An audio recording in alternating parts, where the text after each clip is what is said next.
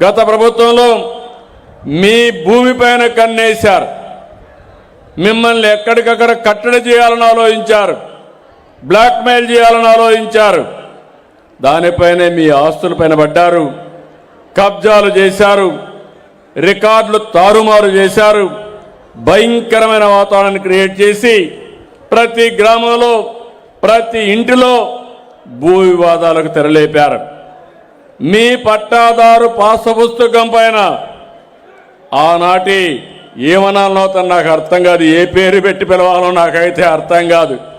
ఆయన ఫోటో వేసుకున్నాడు, నిద్ర లేచి రోజంతా ఆయన ఫోటో మీరు చూడాలి. ఆస్తి మీది, ఫోటో అయింది. ఇంకో పక్క మీరు ఒకసారి చూస్తే ఆ రోజు మీ పొలం చుట్టూ సరిహద్దులు సర్వే రాళ్లపైన ఆయన బొమ్మ చిక్కించుకున్నాడు. వందల వేల కోట్ల రూపాయలు ఖర్చు పెట్టాడు. అంటే ఇలాంటి వాళ్ళని నేను ఎప్పుడూ చూడలా. ఎందుకంటే మనం గుర్తుపెట్టుకోవాలి, పాలకులనే వ్యక్తులు ఎప్పుడైనా అవకాశం వస్తే ఒక మంచి పని చేయాలి తప్ప ఇలాంటి పనికిమాలను చేసే పరిస్థితికి వచ్చారు. వాళ్ళు పోయారు, వాళ్ళు చేసిన పాపాలు అక్రమాలు మిగిలి ఉన్నాయి, వెంటాడుతున్నాయి. నేను మొట్టమొదటిసారిగా 94లో రెవెన్యూ మినిస్టర్ అయ్యాను, నాకు ఆ అనుభవం ఉంది. తర్వాత ముఖ్యమంత్రి అయ్యాను. భూములపైన టెక్నాలజీ ఉపయోగించి అనేక విధాలుగా ముందుకు పోయాం. కానీ 1924లో జరిగిన పనులు చూస్తే నాకే అర్థం కాలేదు. ఎందుకంటే అన్ని భూములు తారుమారైనాయి. దానివల్ల మీలో భూ వివాదాలు వచ్చాయి. భూమి అనే సెంటిమెంట్, అధికార యంత్రాంగం సరిగా పనిచేయకపోతే మీలో ఇంకా విభేదాలు వచ్చి ఎక్కడికక్కడ భేదాభిప్రాయాలు వచ్చే పరిస్థితి వస్తుంది. నేను ఆఫీస్కి వెళ్ళాను, ముఖ్యమంత్రిగా మొట్టమొదటిసారిగా వస్తూ ఉంటే ఎవరంటే వాళ్ళు ఆవేశంతో, బాధలతో, ఫ్రస్ట్రేషన్తో అర్జీలు ఇచ్చేవాళ్ళు. ఆ అర్జీలన్నీ చూశాను. 100% రెవెన్యూ డిపార్ట్మెంట్ అర్జీలే.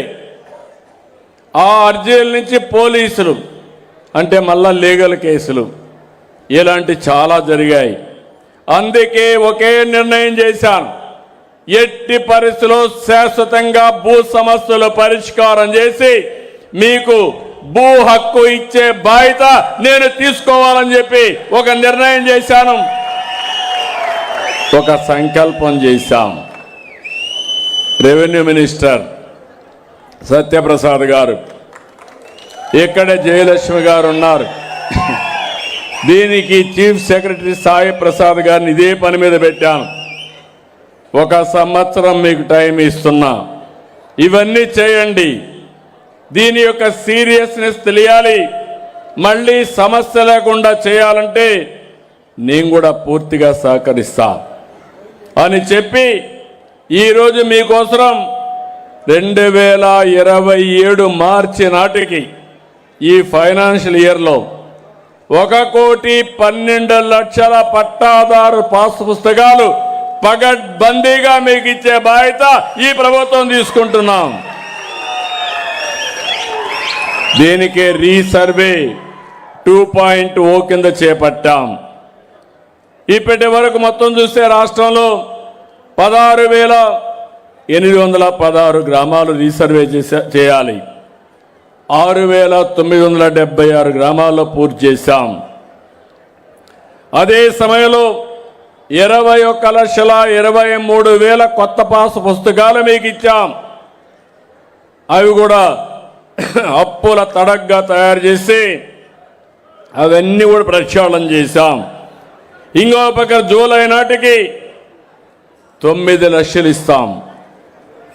ఈ నెలలో 1,56,433 ఇచ్చాం. ఇవి కాకుండా ఇంకా 80 లక్షలు ఇవ్వాలి. ఆ 80 లక్షలు ఇస్తే మొత్తం 1,12,00,000 అవుతాయి. ఇప్పుడే అధికారి చెప్పాడు, మీకు ఇచ్చే పాస్బుక్ ఎవరు తారుమారు చెయ్యలేరు. ఈరోజు మన దగ్గర డబ్బులుంది, కరెన్సీ ఉంది. ఆ కరెన్సీకి ఏ టెక్నాలజీ వాడతామో అదే టెక్నాలజీ మీ పాస్బుక్ వాడాం. ఎవరు కూడా తారుమారు చేయడానికి అవకాశం లేదు.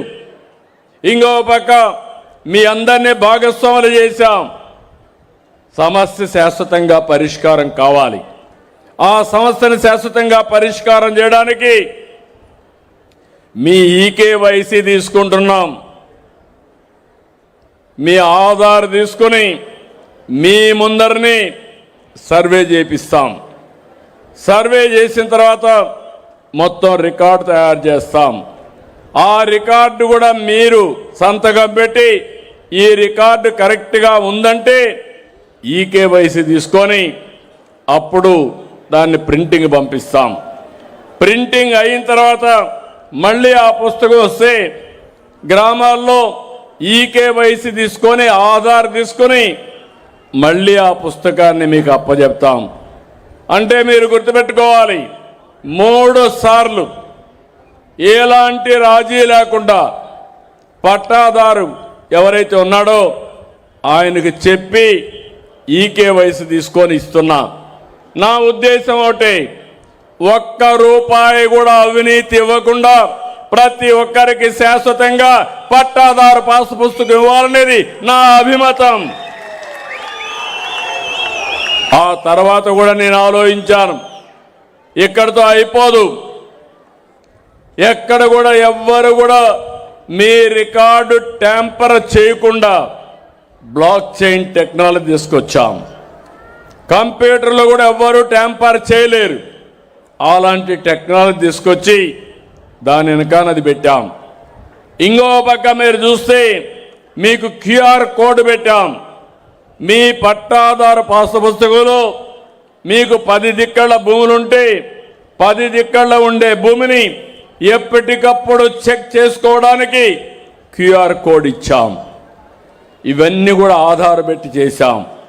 ఇంకో పక్క ఎప్పుడైనా మీరు బయట ఉండి మీ భూమి ఎవడైనా కొట్టేస్తారనుకుంటే అలాంటివన్నీ డిజిటల్లో లాక్ చేసుకోవడానికి ఫెసిలిటీ ఇచ్చాం. ఒక్కసారి మీరు చెప్పి నా భూమి ఎవడు రిజిస్ట్రేషన్ చేసుకోవడానికి లేదు, కొంతమంది కావాలని చనిపోయారని లేకుంటే ఏదో ఒకటి పెట్టి చేసేస్తున్నారు, అలాంటప్పుడు రికార్డులన్నీ లాక్ చేసుకునే ఫెసిలిటీ ఇచ్చాం. మళ్ళీ మీరు వచ్చి ఈకేవైసీ ఇచ్చి తద్వారా ఆధార్ ఇచ్చిన తర్వాతనే